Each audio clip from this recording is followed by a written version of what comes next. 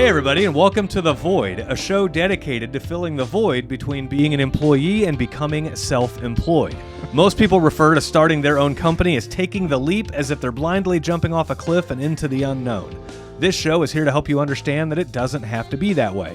As always, if you like what you're hearing on the show, please do us a favor and help share The Void with somebody who might be wanting to start their own company. We saw an opportunity to help others understand that self-employment is well within your reach, and just as our businesses have grown organically and by word of mouth, we want this show to grow the same way. So if you see somebody asking questions about starting their own service-based business, please do us a favor and send them a link to the show. I'm your host, Mitch Smedley, and with me as always is David Hilton. Mitch, I'm not taking you or any of this riffraff that you bring in for guest fucking podcasts out to dinner anymore. Okay. So I brought joy. Joy to the evening. Damn it. That's an interesting way to introduce our guest. We have a guest on the show today. We got Dan. My main man, Dan. Yo. Dan. Yo. I am Dan. Dan. You have to speak with the thickest version of your Chicago accent that you can, just for my enjoyment when I'm trying to edit this fucking shit together later. So when you edit it, you gotta listen to my two, three hours. Yeah. Hours of talking. Yeah. 2 to 3 hours. Yeah. Yeah. Oh. No, I love me some Dan Bianchi. Dan's a Tradewinds member. Hails out of the Chicago area. We have a couple of members up there within 20, 30 minutes of each other. And when Dan came to Tradewinds, he was a one-man show, and now he's a three-man show. Yep. And so that's kind of what we're going to talk about today. We're going to talk about hiring your first employee. Yeah, buddy. Yeah. That's it? Yeah. That's it? Well, you want to hear a wild and crazy story before we get into that? I do want to hear I'm full a of wild them, and crazy right? story. So I have a very good friend of mine that is very Is this what we talked about last night? Yes. Just for a minute? Okay. Yeah. I'm just making sure. So I have a very good friend of mine who is a very upstanding citizen in the Blue Springs community. And her husband is also a very upstanding individual. However, he likes to stay out of the limelight, so he's not quite as known. But he works for a company here in Blue Springs that flies him all over the nation to work on these pieces of equipment. And he's one of only 60 people in the nation that can do what he does. So they take wonderful care of him. He's a great employee for them. You know, they say jump, he says how high, how far, when can I stop? Yeah, because that check he gets is probably fat as shit. Yeah. Only 60 in the country? Yeah, only 60, yep. So he's getting up there Dan money. Early December, his work sends him to California to go work on some machinery out there. And he has a layover in Denver. Well, he's driving up to the airport, and he has a medical emergency happen while he's parking his work truck in the airport parking lot. And he doesn't know what happened, but he came to, and the truck had rolled into and broken a giant pane of glass near the parking lot. Is it where they separate in the parking lot? Do you know? Because those are huge. I don't know. They're like 10 by 20. All I know is it was right next to a parking space. And so he was able to back his truck off of the broken pane of glass and just park it right in front of the broken pane of glass. And he took all these photos of it and sent it to his boss and his work and said, hey, this is the thing that happened. I got to catch a plane, but you guys need to reach out to them and figure out, how do we fix this window? Like, how do we make it right? Okay. Right? And so he goes and catches his plane. His work calls the airport and all this stuff. Well, by the time he lands for his layover in Denver, he's being told, he's like met in the taxiway or by airport police or whatever. He's being told that he has to turn around and come back to Kansas City, involving the incident in the parking lot. And so he jumps on a plane, goes right back to Kansas City, and they detain him in the little investigation room or whatever. And they're kind of grilling him at first as if he's like left the scene of an accident. And he's like, I told, like, me standing here isn't going to get this window fixed any faster. Like I did. Yeah, he told everyone he could. I told everyone I could, and everyone that's financially responsible to fix the window to get, Yeah, the powers that be. Yeah. And so they do their investigation. They do a toxicology thing, and he's all zeros on all of the toxicology stuff. I'd had to run. Which, if they did a toxicology, and this is after his flight back, what if he was after the accident happened, what if he had a couple cocktails on the plane? Right. And then that's a thing that could have happened. Right. However, he didn't even do that. It was all thankfully, zeros. Yeah. And so because I'd have been like, "Oh man, I fucked up." I'm on the plane. I'm like, "Hey, miss, you just keep bringing them till I'm either asleep, or I fall out of the chair." Right. That's like the old trick: if you get pulled over drunk driving, crack a beer right in front of the cop and drink it. Yeah. They can't give you a DUI. He saw me open that fucking thing. Yeah. So anyway, he comes back. They put him in the room. They do the toxicology thing. They investigate him a little bit, and his wife meets him up there, and eventually they let him leave. And they were like, "You've technically done nothing illegal. You are free to go." It looked like you were fleeing the scene of an accident at first, but now that we've know everything, you called the right people, got the right people involved. Peace, you're good. Deuces. Right. Talk to you later. So 2 months later, pay for this, but hey, big deal. That was early December. Fast forward to early February, and his work is sending him to Virginia to go work on a piece of machinery out there. And the piece of machinery that he needs to work on in Virginia is at a military base. And so he flies out to Virginia, and he's going to get onto this military base, and they do, check all your credentials and everything else. And so they detain him at the guard shack at the military base.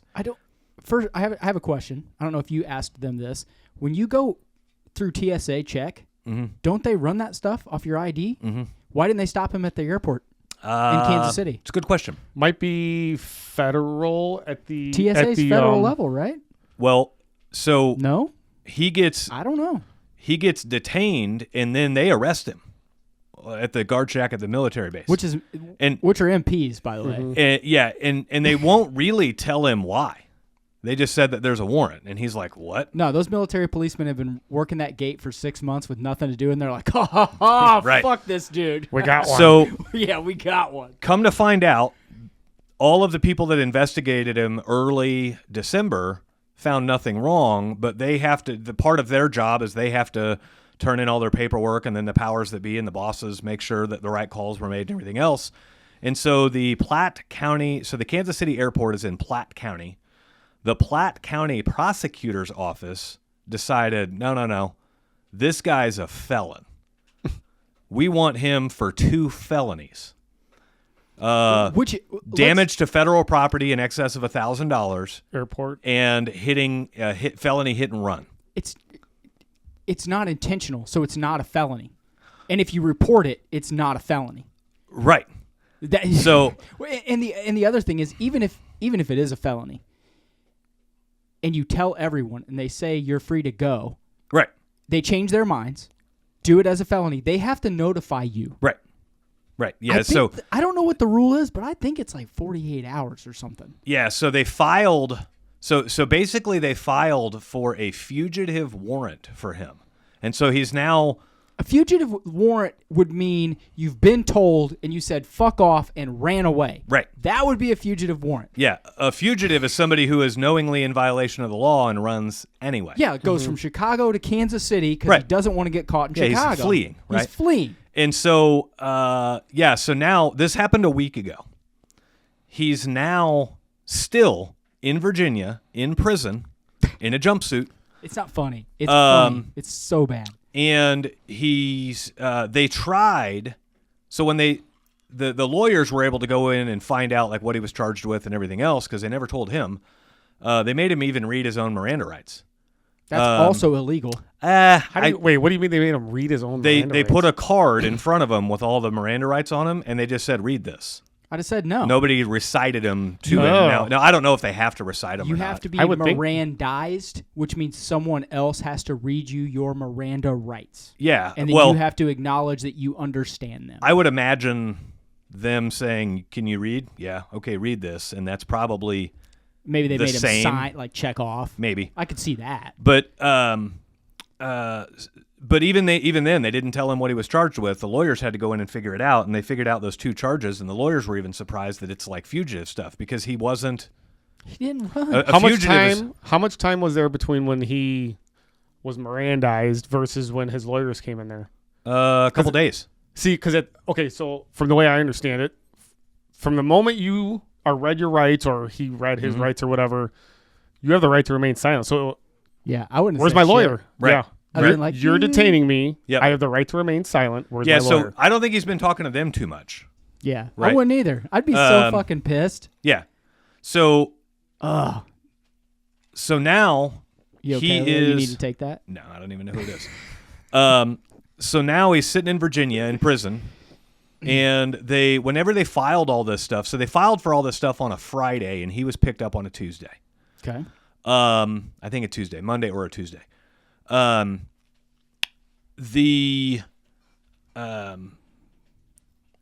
mind just went blank. You okay? It's because you drank all those whiskeys last night. No, with us. when they filed it with a $10,000 cash only bond, and Okay, so that's $1,000. so Bondsman, you're his out. wife was calling up to Platte County to say, okay, I'll just bond him out, and then he can come home. They're refusing the bond now, and they're refusing the bond until he has a hearing with the prosecuting attorney. I really hope that she is recording everything. Oh yeah, Like on the phone, written down, details, and then when they go to sue the shit out of them, yeah. she has everything in place. So they're Takes me denying to the bond, and they're telling her flat out, like, don't even waste your time driving up here, because Platte County Courthouse is an hour and a half from here. Yeah. That's what it is. They're like, don't even waste your time flying up here, coming up here. We're not going to allow him to bond out until we have a pretrial hearing. And it's still not guaranteed we're going to let him bond out at that point. And so apparently Missouri has something like 30 days to let him sit in jail in Virginia before they go get him. And then they have like 3 days to pick him. Like they have 30 days to pick him up and then like 3 days to get him here. That's so insane. so he That's could crazy. be behind bars for like 33 days for something that he didn't even do anything wrong, right? And That's why he's getting paid. well, so the thing that I've been chatting with his wife about is like looking at this objectively. All this paperwork comes across the prosecuting attorney's desk and lands on his desk, and he's seeing, okay, guy caused damage, and then he's found in Colorado. We arrested him in a plane. And we got him. We had to bring him back and talk to him and interrogate him. And then after we file the warrants, he's quote unquote picked up in Virginia. And so by the time all of this hits the prosecuting attorney's desks in paperwork form, it looks like they're dealing with somebody that's trying to escape the law. Meanwhile, this dude's literally just working. Yeah. He's going wherever his boss tells him to work, right? And so that by no means is that an excuse, right? That's highlighting the breakdown in all of this, that all of this can happen, and yet the paperwork still reflect that he appears to look like a fugitive. I mean, talk about not filling out your paperwork correctly. Right. On a stupid little plumbing job. Like these guys are in charge of other people's lives and well-being, and you're telling me your paperwork's not detailed enough to actually transcribe what happened that day and get it to a prosecutor who is going to tie up hundreds and thousands of dollars worth of man hours to charge this guy for something that wasn't really a crime? Like, well, what the fuck? So ironically, today, well, I guess this was yesterday, 20 hours ago. Okay, I can leave now. There's another story. Kansas City police put an innocent nurse behind bars for 4 days in a case of mistaken identity at the KCI airport. Oh, shit. Are you telling me it's the airport problem? She missed her vacation to Jamaica because they mistook her identity and kept her in prison or behind bars for 4 days until they got it all sorted out. So now she's suing the Kansas City, Missouri Police Department for that. Hey, Quentin Lucas, pay attention, you dipshit. I mean, I know he's not in charge of them, but he wants to be. Right.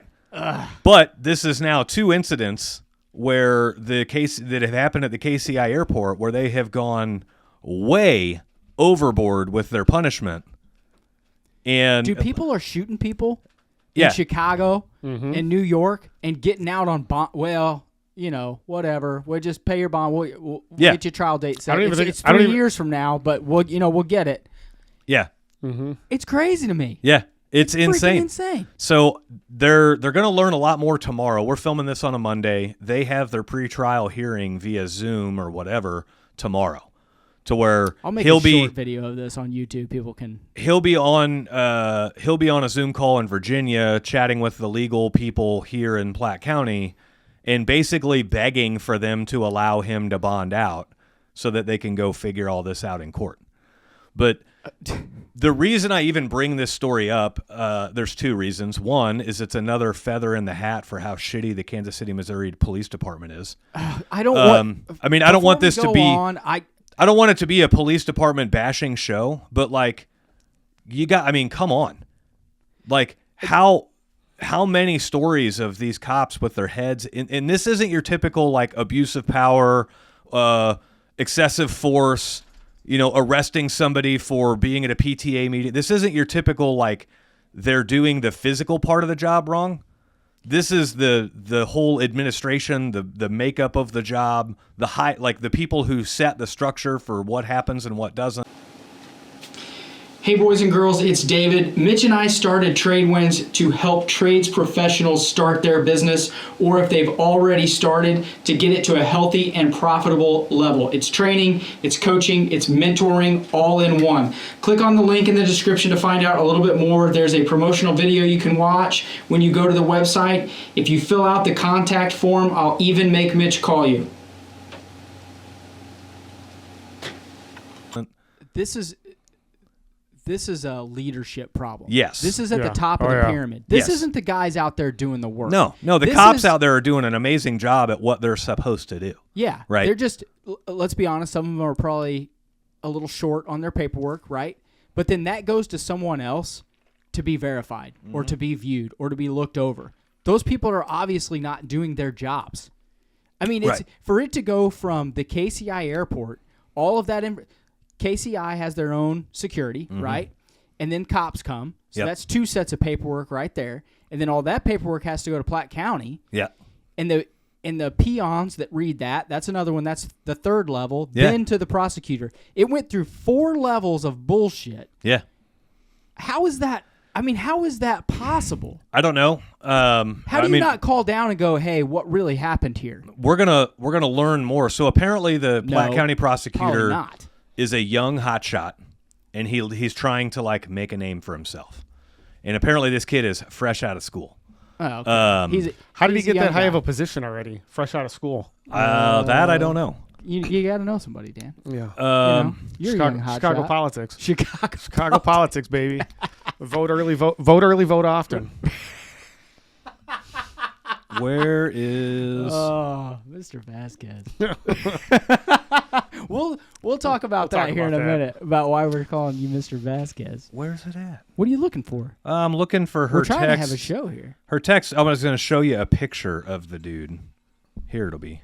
I've seen him. Oh, Dan hasn't, I guess. So there's your prosecutor. First off, I thought you were going to show me a picture of her husband. No, but no, yeah, that guy's fucking 20. 24-ish, maybe. Yeah, he's looking to make a name for himself. Right. Yeah, so good way to get fired on your first 6 months of employment, too. Yeah. For being how long has he been in that position? I don't know. I don't know how long he's been in there. The prosecutor? Yeah. Yeah. I don't know. His name is Zachary McKnight. Zachary McKnight, hey, if for some weird reason you hear this podcast and you hear what I'm about to say, pull your head out of your ass, bro. What are you doing? Like he's ever going to hear this. I hope he does. I'm looking up Zachary McKnight, prosecutor, to see. Platte County Prosecuting Attorney's Office. Yeah. Start date. Let's see. There's his first day was the day that happened. Yeah. I'll show you guys. I mean business. I'll show you motherfuckers. On LinkedIn, it says from February 2024 to present. So for 1 year, 1 month, he's the assistant prosecuting attorney in Platte County. So that means his boss is even like, dropping the ball. Like, dude, you can't let this kid do that. What are you doing? Right. So it'll be interesting to see how this works. But the reason I even wanted to bring something like this up it's unbelievable is just because there are things in life that happen that are out of your control that will definitely negatively impact you in the short term that require your patience in order for all things to get settled out in the long run. Yeah. Right? It's no different than a lot of people charge these stories with race. But when a cop pulls somebody over and the person doesn't feel like they were doing anything wrong and they start arguing with the cop on the side of the road, like, that's not the place to disagree with the cop. No. Harbor your feelings, harbor your emotions, take the ticket that they're going to hand you, and if you then prepare for battle and go battle later. And you can, like, own his ass later, but, like, the only thing, like, nothing good's going to happen from, I guarantee you, the moment a cop's written a ticket, no cop has ever, like, torn it up. They don't. You know what I mean? It goes mean? into the system now. Right. Yeah. Like at that moment, you're not going to change the cop's mind. You're not going to change the outcome of that. Literally, the only thing you stand a chance to do is make it worse for yourself. So you just got to take the ticket, roll on, and then battle it later. Comply and then complain. Yeah. Yeah. That's what it is. That's really what it is, right? Yeah. And Prove your so case. Yeah. there's other times like that, right? You'll have customers that don't pay you. You can't make them pay you, right? So you just got to take it for what it is and then mount your case against them, whether if that's a lien, whether if that's a lawsuit or whatever. Putting a bag of concrete down the clean out. Yeah. Whatever. I mean, whatever. turning their water meter off and then filling their meter well with concrete so Yeah. they can't turn it back on, like whatever it's going to take. Things happen. I don't. Yeah. You two are dark. You're dark motherfuckers. Been there. We're only getting started. I'll say this. A beer can does fit down a sewer clean out and will wreak havoc in a sewer, especially if it's an unopened beer can. Nice. So I know this from experience. I also know from experience if you put a 2x4 down a vent through the roof of a condo building, it makes all the upper floors back up. Yeah. And then you're like and I was standing there going, how are all the upper floors backed up but the bottom one isn't? Yeah. 2x4. That thing was down at the 90. Just Yep. It was waiting. it was at the combo. Yep. Yep. Opened up the clean out and I saw the 2x4 sitting down. I'm like, Yeah. turns out the owner of the building didn't pay the HVAC company. So they sabotaged him. First off, See- HVAC guys will fuck your shit up. I'll be real. I have never gone back and sabotaged anybody's stuff for not paying me. Like, I joke around about it a lot, like I'd love to and everything else. But the moment I sabotage them, I'm now no better than they are. Yeah. And it might Yeah. feel good in the short term. But like, if you steal $200 in service from my company, I'm not going to go. Like, we were joking around it the other day or a couple of shows ago about Cold Stone Creamery. Yeah. Oh yeah, would you say like order $100 worth of ice cream and then walk out or something? Well, yeah. So they called us out for service, and then we came in there and gave them the price, and then they didn't like the price, and so then they tried saying, "Well, we canceled you guys anyway." And it's like, hold on, you sure let us behind your counter and let us tinker on your shit for a little while before we gave you a price. Like, you didn't bring up the cancellation thing until after you didn't like our price, and so they refused to pay our $89 service charge. Yeah, I joke around about how I'm half tempted to go in there and order $90 in ice cream and then just walk out and not steal it, but just leave it there on the counter and be like, well, they can't do anything with it. Yeah. They got to give it away now. So I would love to say that I've never done anything like that, but then I'd just be lying. Yeah, on the show. but you can't lie. Right. Yeah, I can't lie. I'm not saying maybe I allegedly have shut some people's gas meters off Right. in the middle of winter at night. I'm just saying maybe that's happened. Yeah. Well, this next week will be a good week to do that with. I don't know. Hey, no one owes me it'll be money chilly. right now. Yeah. I'm good. Yeah. I'm good right now. But I'm just saying. when those situations come up, you got to recognize it. You got to take your licks in the moment, and then you got to roll on. So, like, we ran into all this trouble with that's Danielle's Jeep. No, I know. I just wanted to see Dan's Oh. face. Okay. It's got a little rumble to it. Yeah. Um, You had a chili for lunch? What the fuck is going on? Yeah. over here? God damn. The whole fucking podcast is vibrating. We ran into that with Danielle's Jeep getting stolen. We were momentarily inconvenienced and out of money for some things, waiting the time, for like, because we had like gap insurance on it and we had an extended warranty on it. And so we turn all this stuff in. Well, we have to pay the note off ourselves, and then we got to wait to get recouped from the gap insurance and the prepaid maintenance and all of that kind of stuff. And like, you're going to find that everywhere. You're going to find an inspector that shuts you down, and you can argue with them or make it worse.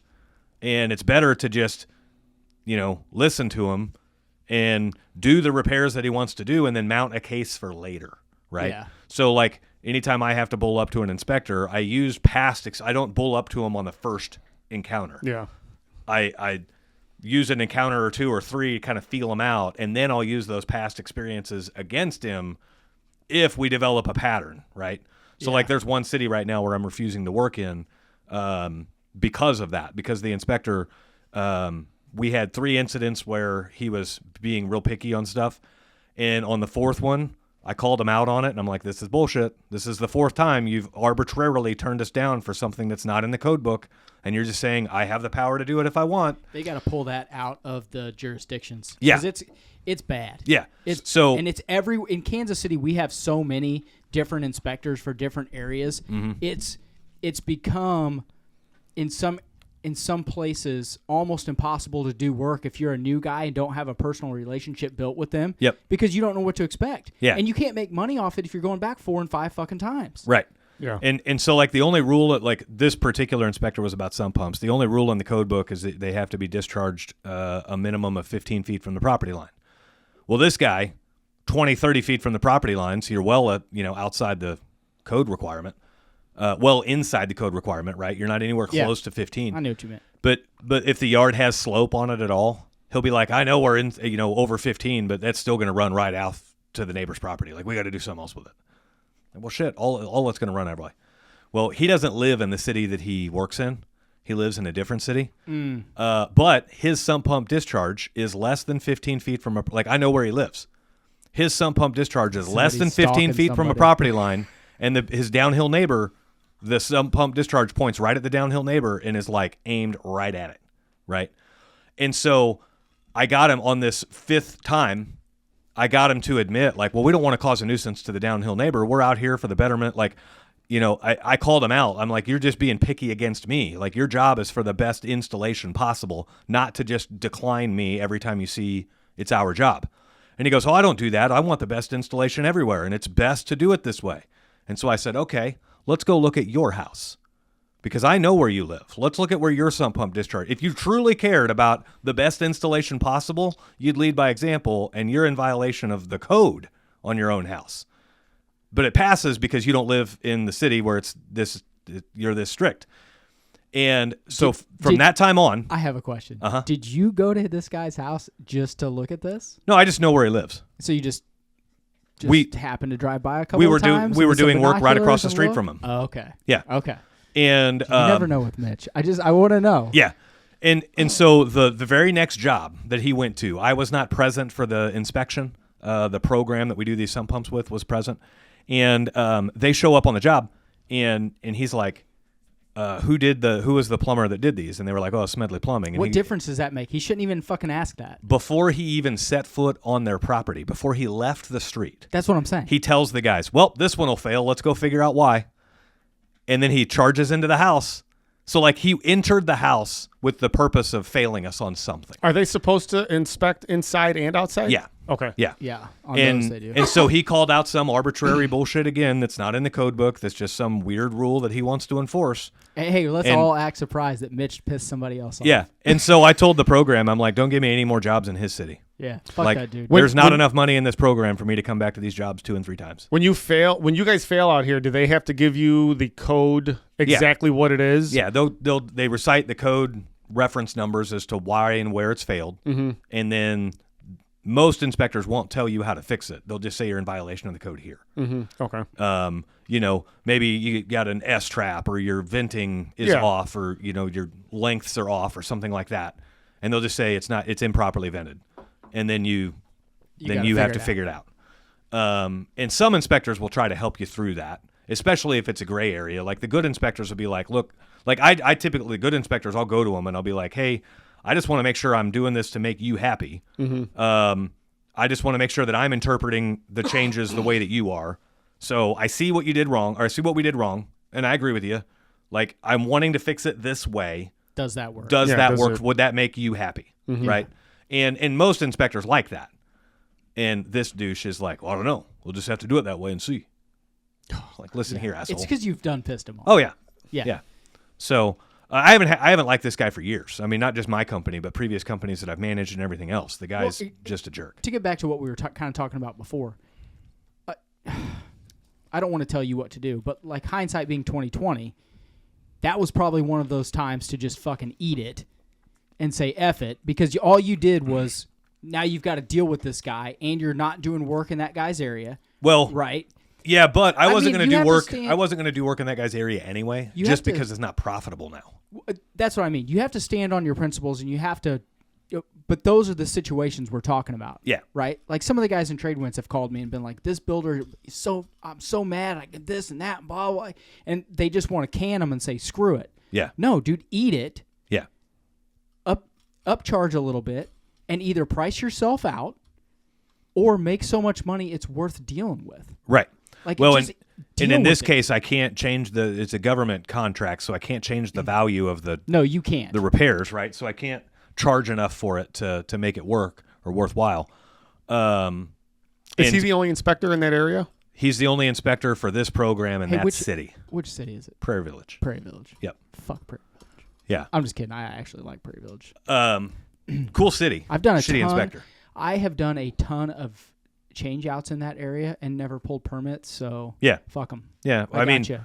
we've done a boatload of work in their city, and like I say, if they would enforce the code book for how it's written, it'd be different. But they're holding out this subject to administrative authority piece of the code book to where they can basically enforce things how they want. Yeah. Can you go over his head? We can. It involves a lot of extra work, and that's a move the program's considering doing, but they don't want to pull that card unless they absolutely have to. Because technically, this work's being funded by the county. Mm-hmm. So, yes, he's declining me, but he's also declining the county. And so, it gets a little dicey there. So it's just a matter of if he's being a stick in the mud to all the contractors in the program, then the program would definitely do that. I think he's just being a stick in the mud to me. Yeah. So they're just giving it to someone else. You pissed him off and you're on his radar. Yeah. So, which I don't mind because I know where the program's going. I know all the zip codes and the path that it's going, and they won't be in this city long. And there's not a lot of work to be had in this city, to be honest with you. So they got to get to some other parts of town where there's going to be a lot of work to be had. So we're doing 2 jobs right now in a different city for the same program. So stick in the mud. Yeah, it's just. And some inspectors, I just had an issue with an inspector too back home in one of the suburbs. And some inspectors they think, do you have to have a special license above plumbing to be a plumbing inspector? It's just master plumbing with gas. Oh, to be a plumbing inspector. You don't even need a master's license to be a plumbing inspector. Oh, that's there's a course that you have to. It's so stupid, dude. It's so dumb. There's a course that you have to do to be an inspector, but you don't need a master plumber, master mechanical, master electric, all those things. You just have to know the code book really well. So you could be fresh fresh journeyman, get your license, and then become a plumbing inspector, and not even have the time in to get your master. You don't even need to be a journeyman. Oh, you don't even have to do anything related to plumbing to be a. Oh, you don't even have to have a plumbing license. They're a building inspector. Oh, so the same guy's inspecting plumbing, HVAC, electrical, all the things. And it depends on the cities. So Grain Valley was looking for an inspector. This has been 4 years ago. They were looking for an inspector. They wanted, you had to have your, it was HVAC, you had to have your master's, and you had to have 4 years of college to get the job. Yeah. No one, because I applied for it. I was like, this could be fun. Like, just do it on the side, no big deal. No, you have to have 4 years ago. I was like, no one will go to 4 years of college to be a city inspector. To be an inspector. No, and then get out of college and then get their master's and be in the field for 4 years. Yeah. To have a job that pays $45,000. I was like, what fucking sense does that make? Yeah. And finally, after like 10 months, no, it was longer than that because the guy went back to Arizona. I think it was 15 months. They finally were like, okay, you have to either have your master's or have 5 years in a trade. I think it was 5 or 6 years in the trade. Yeah. No college degree. Yeah. It made no sense. Yeah. It's like, what are you guys doing? They're just making up fucking rules as they go. Yeah. Truth be told, plumbing contractors and HVAC contractors would probably make some of the better inspectors. Yeah, just because, and that's not being partial to plumbing or HVAC. Plumbing and HVAC messes with framing. They mess with roofing. They mess with foundations. Like, they mess with enough other parts of the trade that they would make pretty well-rounded inspectors. I think a plumber would probably make the best, especially if they were a new construction plumber. Yeah. I mean, they're in there putting in utilities. They're seeing the basement before the flat work's down. Yeah. All of that stuff. Literally, I mean, you know this. When you're in that field for 5 years, you see it all. Yeah. You see it all. You take like an and again, I'm not knocking electricians. It's just like they don't even see the building until the walls are up, unless it's a slab and then they're running a bunch of conduit under slab. But yeah, maybe a commercial electrician. Maybe. Yeah. So it's just a different ball game. But I will say this: there needs to be some kind of standard, either statewide. Group of state, like the southern states go by this. Yeah. The northern states go, like, we've got to come to some kind of regularity in state all by of state those is industries. fine. I think state by state. So I think Illinois, state by state would be the best way to do it. If you had like a state masters that applied to any city you wanted to work in, and then you just needed a business license in that city, that would be cool. And then the inspections all went off of that. Yeah. We still, we would have an issue here because you do a lot of work in Kansas. Yeah. But, you know what I mean? But that's only two different jurisdictions. You'd have Missouri jurisdiction and Kansas. Instead of the 15 that we have I think we have 37 licenses. Yeah. Because technically we work in 37 different cities. Yeah. It's crazy. Some of them are overlapping. Like Kansas City and North Kansas City.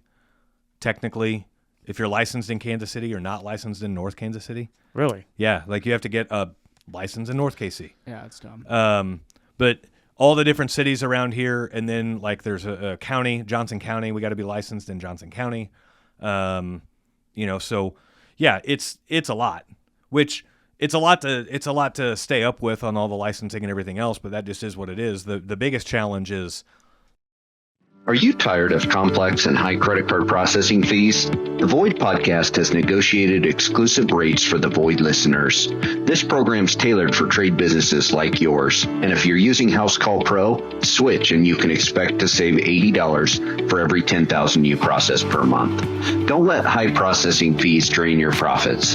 Visit empowerpayments.com/the Void or call us at 913-423-1265 now and unlock your savings. The Grain Valley inspector wants it done a certain way. The Blue Springs inspector, just 2 miles away, wants it done differently. This is exactly how Illinois used to be. Yeah. It was every suburb. You would go into one suburb, and waste and vent was all copper. And then you cross the street, you're in another suburb, and they want cast iron. Yeah. Cross another street, they want PVC. Yeah. And then in 2017-ish, they pulled everyone back, and they said, we're all, with the exception of the city of Chicago, everyone goes under this code. If there's any amendments, then, Yeah. So I still will, if we have a bigger job or if we're doing, we just did a dig up and I called the guy, hey, call the inspector. You want PVC or SDR? And he goes, is the water in the same ditch? And I go, yeah. He goes, use PVC. Okay, no problem. Yeah. So they're both code. At least you got a freaking response. Yeah. Yeah. You roll. You do it in SDR and then you roll back and they're like, oh, we'd like to see that in PVC. Man, what the? Yeah. Right. God damn mother. Yeah, we run into that too sometimes on sewers where, let's say it's just a flat sewer, it comes out of the house at a certain point, it ties into the city at a certain point, and the sewer's flatter than we would like it to be. Mm-hmm. Yeah, and the inspector's like, "You got to fix that." Well, what do you want me to do? Raise the house? Yeah. I can't. Yeah. What do you want me to do? Lower the city main? I can't do that either. You want me to put a sewage eject pump in and then repipe their whole house, and then you're going to tell me I'm going to go in there and tell them this is going to be $20,000 more, right? Because this potbelly little motherfucker out here with the glasses says that doesn't have enough fall, even though this house has been here for 67 years. Is that what you want me to do? Yeah, and you run into that from time to time. I know. So I'd make him go in there with me. I'd be like, if he said yeah and was the smartest, be like, okay, we're going in here. We're going to talk to these people. Let's go sell it to her. We're going to see how much you fucking sweat, you little porker. Yeah. But that's what. So that's why I wouldn't want someone that strictly does new construction to be a plumbing inspector, because you've got book smart and street smart. Yeah. And that would probably be the new construction guy. The code book's set, and it's like, listen, come here. Let's talk. We're gonna go down in the basement. Yeah. And we're gonna see who comes out. Yeah. How would you like to do that? I had a plumbing inspector come in. He was a plumbing and building inspector. So in Illinois, you can be a plumbing inspector and a building inspector, but you can't be a building inspector and then get your plumbing. Okay, you have to have plumber first. You have to be a plumber first. We don't Gotcha. have master plumbers. You're just a journeyman, and then after, I believe it's 5 years, you can take the test and get your inspector's license.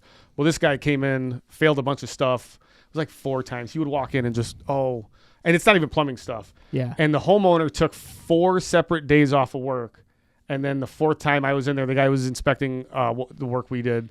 And it's the first time I've ever seen a homeowner almost beat the snot out of and he ended up going to the village hall and then got a text message from the mayor of that village and said, don't worry about it. And it was, the guy failed him. The painter pulled the banister off the wall, and he failed him because the banister wasn't. He was in there to inspect my plumbing, but he goes, oh, you failed because the banister's off the wall. Jeez. And the homeowner was livid. Rightfully so livid. Yeah. So. Jeez. Well, another thing I wanted to talk about today. Are we going to talk about Dan, or are we just going to be like, hey, this is Dan. You guys invited me on this he's cold-ass a weird day. dude from Chicago. Cold-ass day. Yeah, it's getting ready to cold. get some seriously cold temperatures here in KC, so you're going to have a fun drive home tomorrow. Yeah. He'll be fine. He may go tonight. He's talking about staying here with you tonight. Yeah. I can't decide if I want to warn him or just wait and see the aftermath. Well, if you hear the mating call for the North American blue whale in the middle of the night, just mind your business. If I hear it from my house, there's a real problem going on. That's not good, Dan. You just see a ripped extension cord from my diesel. Yeah, driveway. just gone. No, I wanted to talk about hiring your first employee. That's probably one of the most intimidating parts of going into business for yourself and then growing your business is that first employee and all of the things that go around with that. And so rather than me preaching it to everybody or David preaching it to everybody, I wanted to involve Dan in that because he's done that in the last year and a half. And so wanted to talk about the struggles and the trials and tribulations and everything that come with that. So, Dan, what's the first employee that you hired? What was their role? First employee I hired. So I did it wrong. I did it completely against the way you and Dave preach, I guess. And I hired a green apprentice. And Stay on your mic, buddy. I love you. What's that? I said stay on your mic. Yeah. So drive me crazy. I'm gonna have to. I don't know if we're gonna be able to hear you. All right. So definitely stay with or hire someone. So I hired a very green apprentice, and it's a struggle. And the reason I kept him, and he's still with me today. He's in his own van now. He's very hungry to learn, very hungry to work. One phrase that I've learned in the last month or so has been will over skill, and this kid 100% has it. Yeah, kid, he's 35.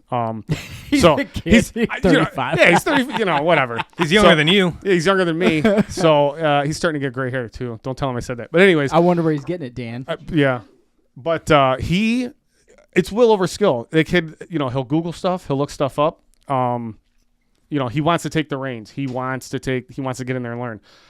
Hindsight being 2020, 100% you should, when you, like you guys preach, when you are missing calls because you cannot get to them on a steady basis, hire a journeyman, someone that is experienced. Yeah, you got to hire someone that can make roll money out and immediately start turning wrenches and bringing in revenue. That's the key right there. That's what we preach to anyone for their first hire. There is nothing wrong with hiring green guys and training them. There's not. I don't want to be a stick in the mud, but they can't be first. You've got to double your revenue before, even triple your revenue before you go down that path and think you're going to train the next generation. It's just part of it. Now, where this doesn't quite apply as rigidly is going to be like if you do new construction work. That's and you're on the job all day long and extra green help on the job is actually helping move the event forward and get it done faster, right? Mm-hmm. It's like you may be doing, like I'll just say for how I do it in plumbing, whenever I had a newer guy with me, I stay on the ladder measuring, and all he does is cut and hand me stuff. Cut me a piece of pipe 6 inches. Hand me a 90. Hand me a 45. Cut me a piece of pipe 4 inches, right? And so that saves you tremendous amounts of time from climbing down, making the cut, climbing back up, and all of that stuff. So there is where a green guy can help. In service, in in-home service, a green guy, it's very difficult to make work financially just because you bring him on. Now you have to have work comp. You don't need work comp until you have one employee. Mm-hmm. The moment you have an employee, now you need work comp. Yep. So now, like, things are already getting stacked against you. Your vehicle insurance goes up because now you have more employees. Yep. Everything starts moving. Your general insurance costs go up because now you have employees. All these costs start rising, and then you have his labor or her labor, whatever. Yeah. You have their labor, and if you don't have a way to bring in more money to offset all those extra costs, you're going to struggle hard. So for service, we always recommend hiring an experienced guy that can hit the ground running and add to profit right out of the gate. So what was your next hire that you made after hiring somebody from the greenhorn for the field? CSR. Yeah. Hired a CSR. That went well. That got my feet, dipped into the pool of training someone to answer the phones. How do I want them to do it? Make up some of those SOPs. Get that rolling. She actually went, she was pregnant at the time. So she worked with me until the baby came, and then she decided she didn't want to come back. And it's been a few months looking for someone, and I actually just hired someone else new. So she's rocking and rolling right now. Now, does she just take your phones during the day from her house? Yes. I have her. Yep. She has a laptop set up, and she's got all the information she needs, and we communicate back and forth, and she answers the phone through we have a VoIP. Oh, okay. I'm asking you all these for people that are listening. What did you provide the laptop? I did. You provided all of that. Everything that she needs, you provided, Yep. and then said you work from home. What do you pay her? He might not want to disclose that on the podcast. Yeah, you know what? I will say, so here, my first one that I hired, I paid her $18, and I went higher on this one because she came to me with a lot of, she showed me a lot of, I guess you could say she showed me her resume, and then we started talking about things that she She's could do. not just some mom wanting to answer phones. Right. She's actually a legitimate professional. Mm-hmm. Yeah. So she's brought a lot to the table, and we now have a plan. We're going to talk again in August to even bring her on board. She's not full time, but we're talking about the plan is in August to bring her on full time, and then to take on even more responsibility. What's her role now? I know answering phones is obvious. What else does she do? So right now it's post on social media, answer phones, look around for chambers for us to get into. Yep. Any networking events coming up. Okay. Parades that are coming up. She kind of organizes, categorizes that stuff, and then gets your kind of foot in the door with those things. And then Dan decides, okay, yeah, that's good. We're going to do that. We're not going to do this. We're going to. I mean, how much time does that save you? Oh, it's a ton of time because I'm out running calls. Yeah. Or helping the guys out doing what they're doing, because I have two guys in vans, and I'm putting out fires with them, helping them out, figuring things out for them. So she's taking care of that other stuff, so that's helping me. So now I don't have to do it at 5-6 o'clock at night when I get home. I got some family time wrapped up into it. So right there, it's worth it. Yeah. And that's why I ask, because people don't realize, I don't want to hire someone that's $14, $15 an hour. I can't afford that. You can't afford not to do it sometimes. Right. Because it frees up so much of your time that you can produce more money to pay for that person. Not to mention, like you just said, when it's 5 and 6 o'clock at night, you're not sitting at home in front of QuickBooks wanting to, carve your eyeballs out. Well, and there's a lot of people that don't have their pricing quite right to where they have to run 6 calls a day themselves without paying somebody else labor. Yeah. Paying somebody else's labor. They have to run 6 calls a day themselves just to break even or become profitable.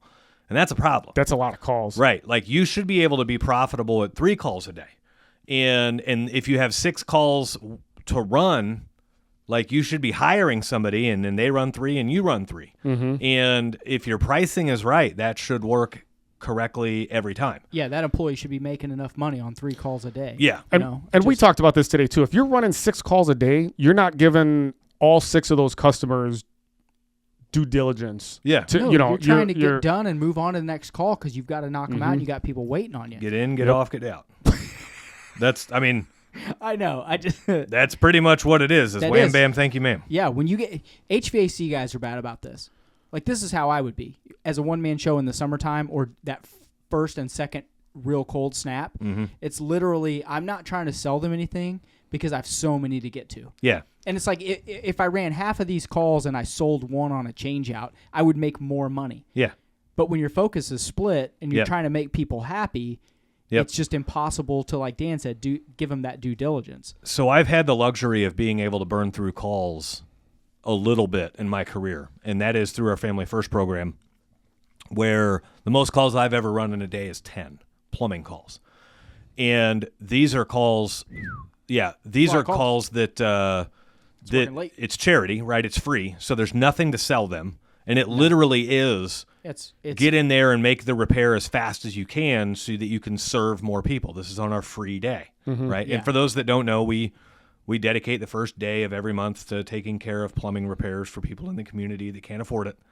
And we do those repairs free of charge, right? And so when that's the setup, you can get in there and turn and burn because there's no conversation. Like you don't want to be impersonal. Like you're still going to chat with them and everything else, but you don't have to have all of the know, like, and trust type conversations that you would with somebody that you're trying to foster know, like, and trust so that they buy from you. All right, so you've newly started your company and you're trying to pinch pennies. However, you don't realize the biggest thing that's hurting you right now is not gathering all of your information into one spot and making it super efficient for you to use. So the answer is Field Pulse. It gets you off of paper tickets. It gets you off of all of that crazy office work at the end of the day and reconciling all that stuff. And it lets you organize everything with ease. It puts it all into the computer. It actually puts it all into the cloud. So it's not even putting it on your computer. And it lets you organize your customers. It lets you organize all of your service calls. Heck, it'll even route you to your service call. And the best part is, even after all of that, you'll probably realize about a 100% growth in your business just in the first year of using Field Pulse. So if you'd like to check out Field Pulse and see what great looks like, click on the link in the description of this show. It's almost like you don't want to take their dignity away by walking in and be like, oh, I'm just going to fix this real quick and get out of here. Right. Give them You still want to give them a good repair. Yeah. But there's nothing to sell them. Right. I don't have to have a conversation with them about what I'd like to do. Right. I just get in there, I see what's wrong, and I say, I'm going to fix this. And they're going to be like, thank you. Yeah. Done. Right. So I mean, yes, 10 calls a day can be ran, but I couldn't have done that and charged for that because I was going so quick that people would have, a couple $100 and you were only here 45 minutes. Like, that's crazy. Mm-hmm. And they would have just flipped out at that. Yeah. So, slowing the pace of things down. So this morning you got to see how quick and simple my meeting is with my virtual professional. I have a virtual professional that does all the clerical work in our company. All of our KPIs, our key performance indicators. She tracks all that. All of our daily numbers and our forecasting for the month. We recap forecast for the month every day. And what I mean by forecasting is we'll be one day into the month and we have a forecast for, okay, if every day is like this one, this is where we're going to be for the month. And then day 2 of the month, we take our total, total average or total hours, total dollars, total everything. And then we divide it by 2 days in the month and we say, okay, multiply this by the number of days in the month. And if we keep this pace up, this is where we're looking, right? And we do this every single day. And we do it for a reason, because about the time you get a third of the way into the month, most months have 20 to 23 business days in them. Well, all months have 20 to 23 business days. You get to about day 10, business day number 10, business day number 8, somewhere right in there, and you can really start to forecast where you're going to be for the whole month. And so it allows you to pre-spend money or be preemptive about being conservative on your money. So like you saw my pacing sheet this morning. We're actually pacing for the worst month this month that we've had in over 24 months. I thought you said this week turned around. I'm hoping this week turns around with this cold snap. Yeah. But we all are. Yeah. But I only know that because we track and pace this every day. Right. And here we are halfway through the month and, it's not looking good. So our pace can really kind of only go up from here. But there's a lot of guys that don't even look at numbers until 2 weeks after the month's over. And here It's the month's too late. Yeah, here the month's not even over for 2 weeks, and we know where we're going to finish this month, as long as everything stays relatively consistent. We know about where we're going to finish, and so that tells us right there, like, oh, we're going to finish way low. We need to get conservative. We need to not pay bills now that we would normally pay in order to make sure that we've got the cash flow where we need to. Yeah. Right. And when I say not pay bills, we're a company that always pays bills, but we pay our parts bill like 2 to 4 times a month, and so. When things are forecasting low, I give the instruction to Danielle, like, spending freeze. That's all I got to tell her, and she knows. Okay, don't pay the parts bill until we have to. Yeah. Don't pay the fuel bill until we have to. You know, don't preemptively pay all of these things that we normally pay ahead of time just because we're thinking about it and we have the time to do it. It's like, no, this is a month where we got to get conservative. And it comes and goes. You know, there's some months where we lose $10,000. There's other months where we gain $40,000. It just depends on the month. But it's so important. People, I feel like, and I'm not bashing the trade winds guys, but I feel like one of all of their biggest struggles as a collective is not tracking things on a daily basis and not knowing how much money they're spending every month. Yeah. Until the month, like you said, is 2 weeks past, or the quarter's 2 weeks past. That's too late. Well, it's hard to know, do I need to spend more money in marketing to get more calls if you're not tracking your daily call log? Right. Like, it's so easy for people to feel like they're busy but not understand that they're extremely dead compared to last month. Yeah. That's the problem. Man, we get this a lot. I feel like last month I was super busy, and then I looked back and I made $12,000, or I did $12,000, or I did $15,000, and normally they're at $30,000 months. Yep. You know that feeling process, quote unquote, is off. Like, you were half of what you normally are, but you somehow felt busy. Yep. Why?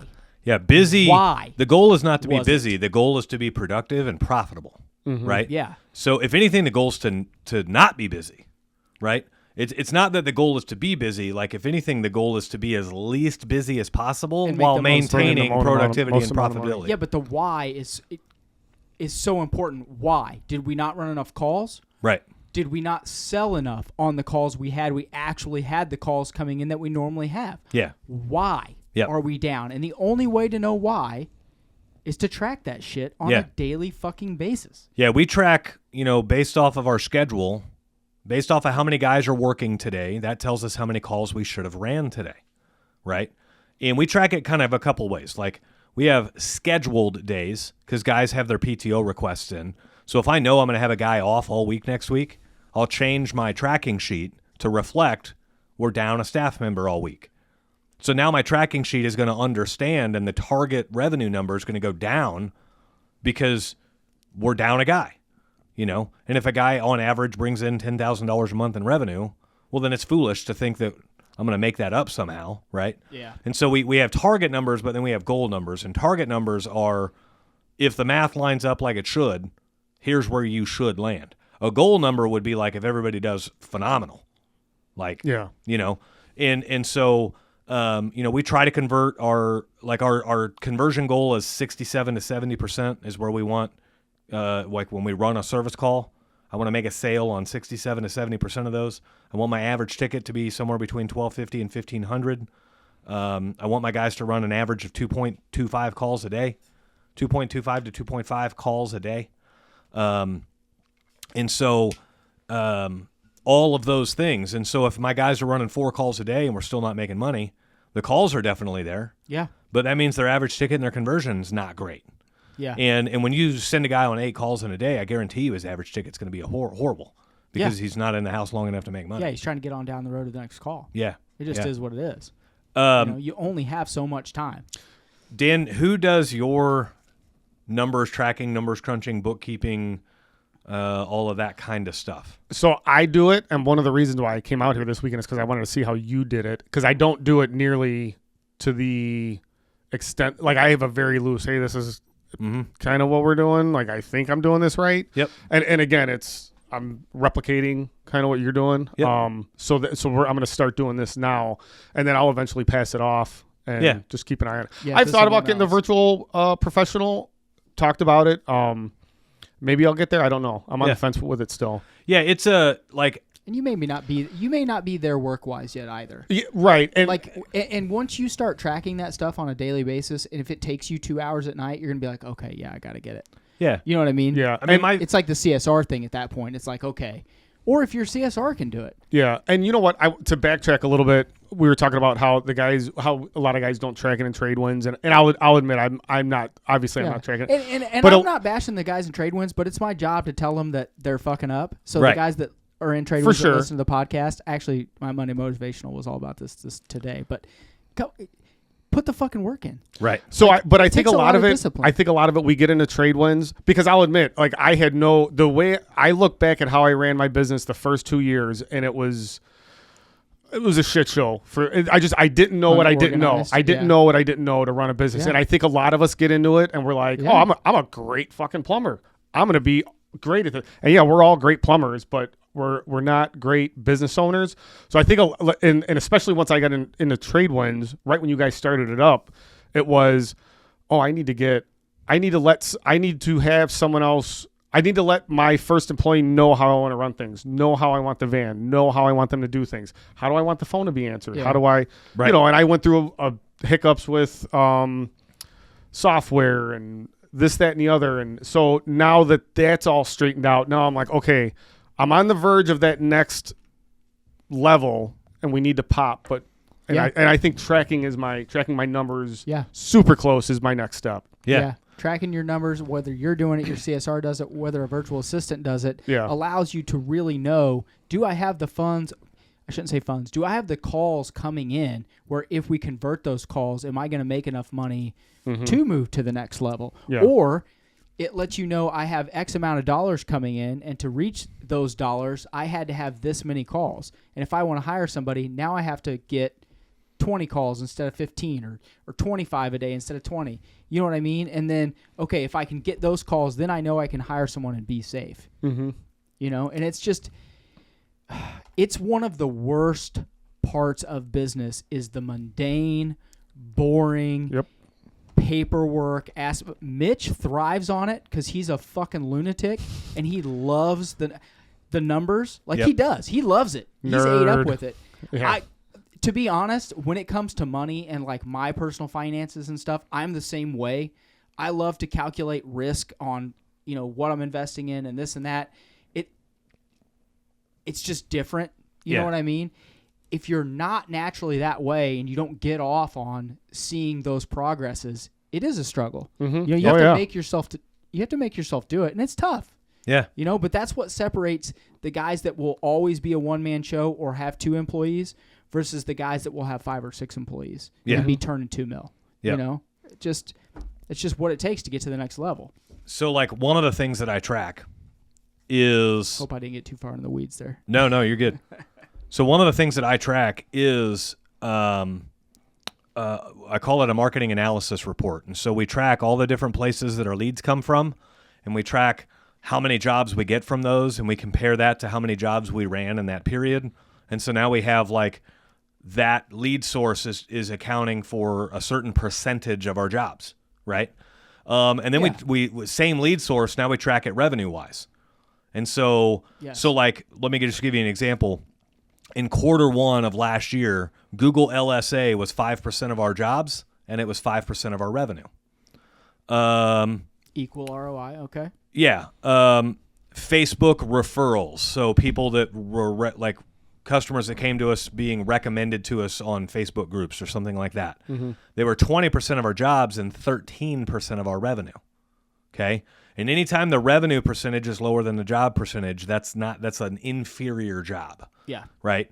So, for instance, the sump pump program that we do was only 5% of the numbers of jobs, but it was 14% of our revenue because those are higher paying jobs.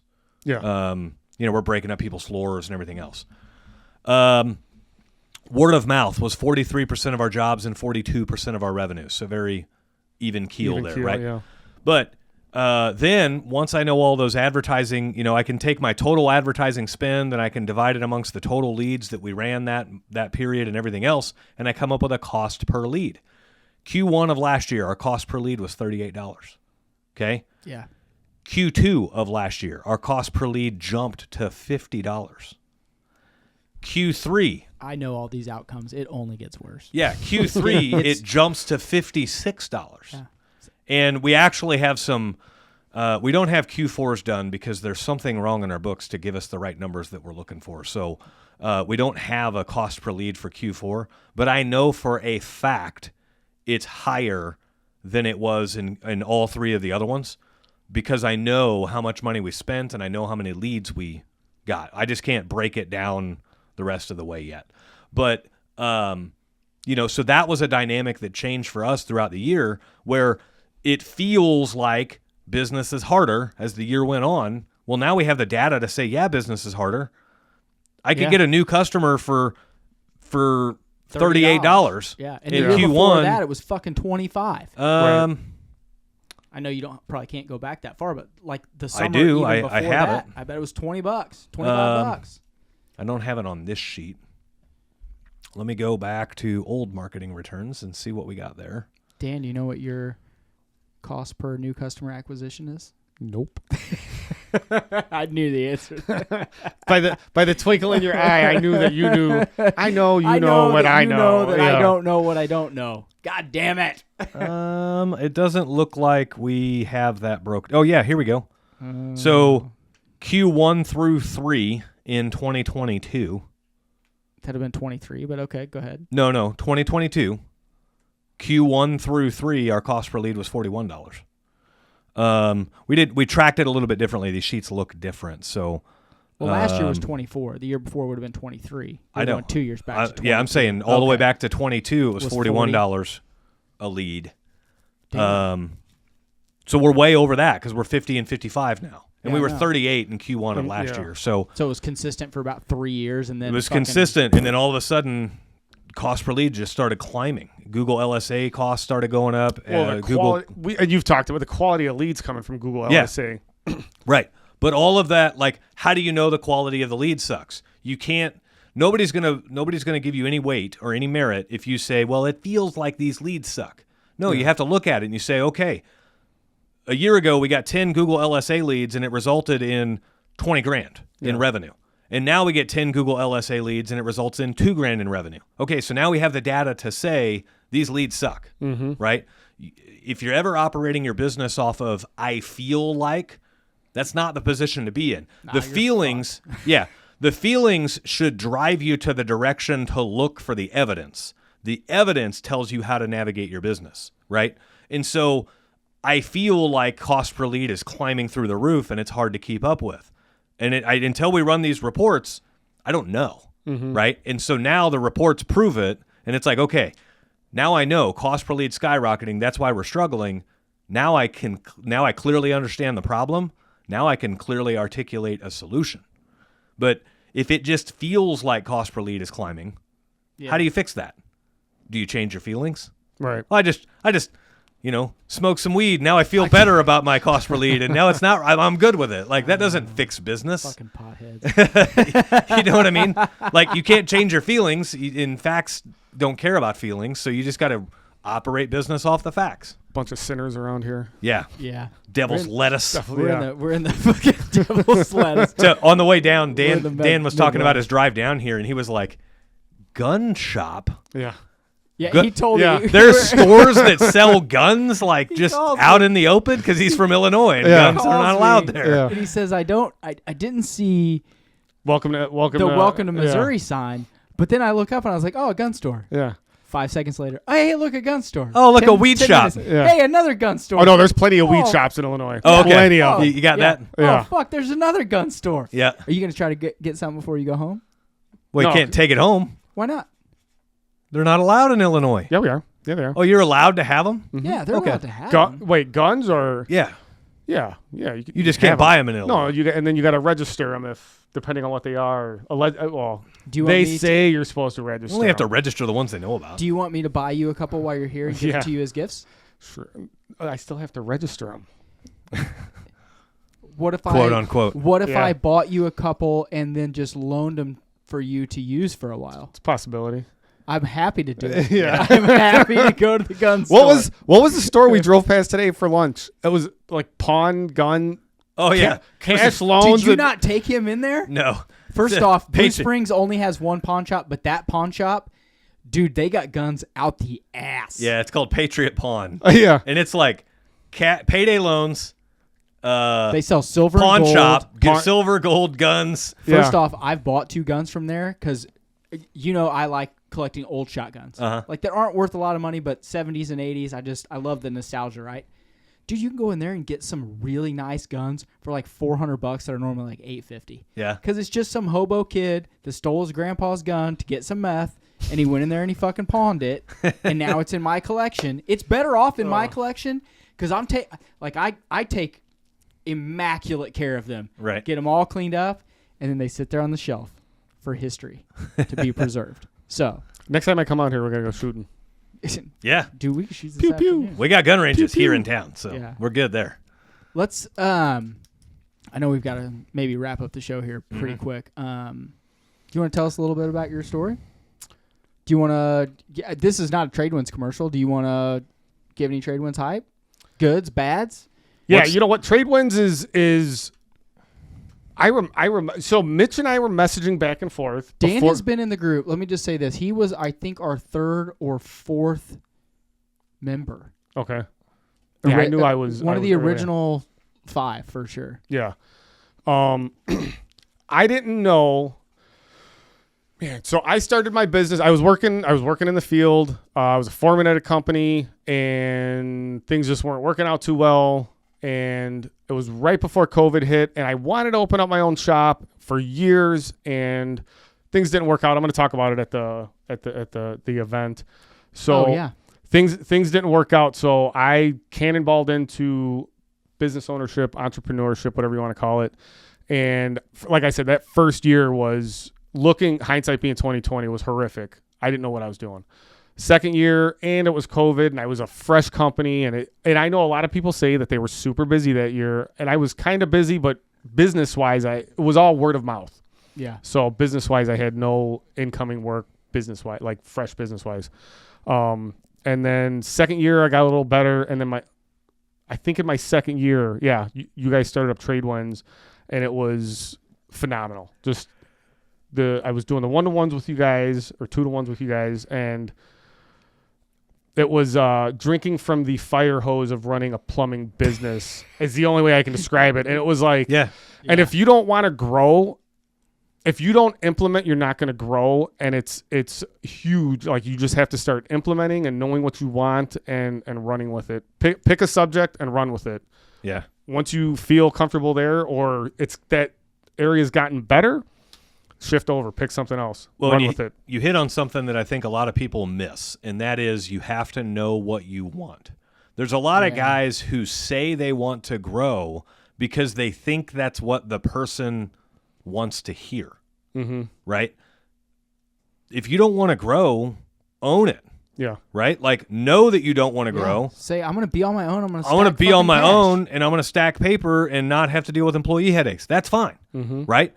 But you have to know that, and you have to be convicted of that. You have to commit to whatever you choose. Yeah. If you decide you're going to do that, commit to it. If you decide that you want to grow and have employees, commit to it. Yeah.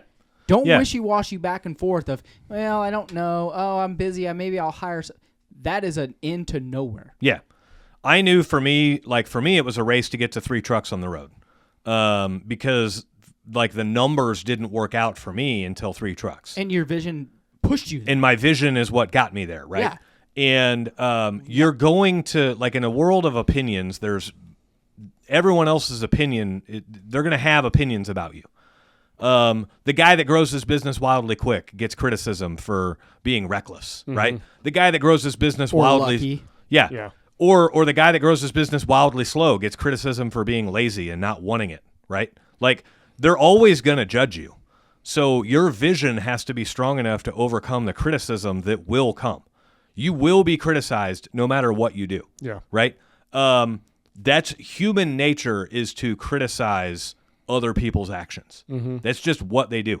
Like the short video that we dropped about my wife's car getting stolen. You would be amazed how much criticism we get in the comments on that video.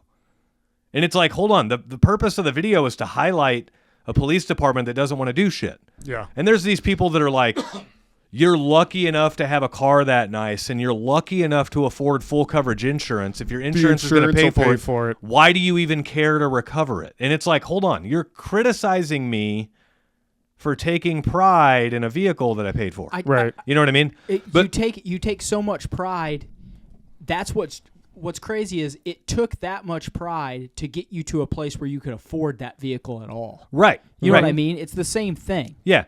And so like you'll get if you're wealthy, you'll get criticized for driving nice cars. Mm-hmm. You'll get criticized for driving shitty cars. We were just talking about it at lunch today. Bryson DeChambeau, the PGA golfer. Yep. He just sold he had like an 02 Suburban that he finally got rid of.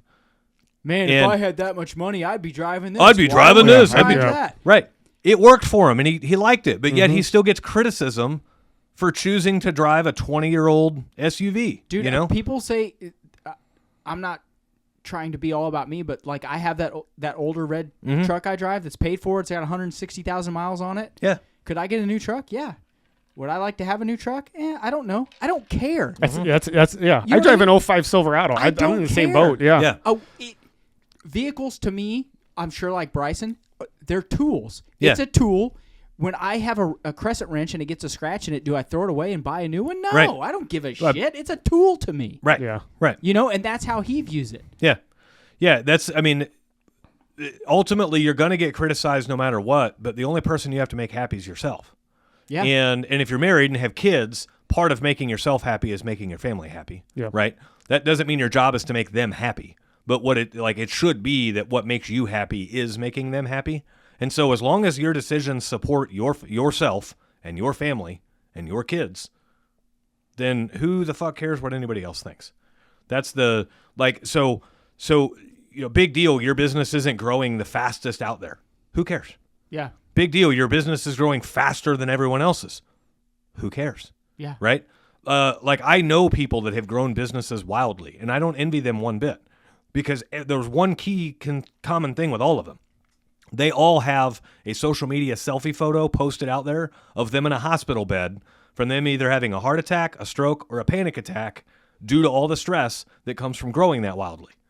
I'm thinking of 3 of them right now. Yeah, a lot of them are that way. The other thing with that too, you start growing a business like that, and if you do have a wife or a husband and kid, whatever, if you have a family, how much attention are you giving to your family? Yeah, because that's great. You want to do well off for your family, but are you going to end up on your deathbed by yourself because you built this business up and your kids don't? But your kids don't even know you. And that's why we talk about success as different things to different people. Yeah. You know what I mean? Yeah. Success to Dan is maybe having 4 trucks and still being involved in his family. Yep. Not having 20 trucks and never seeing his kids play sports. Right. You know what I mean? Yeah. Like to me, like that's the balance for me. I love being.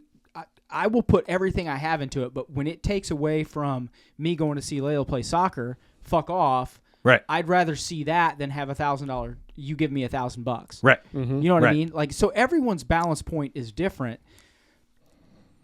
To Mitch's point, the real thing is don't give a shit what anyone else thinks, and whatever your balance point is or whatever you view as success, run with that and F everyone else. Yeah. That's really the key. Yeah, and then we talk about that a lot. And then take constructive criticism from the people that care enough and are close enough to want you to succeed. There's a lot of people that want to give criticism, but they don't want you to succeed.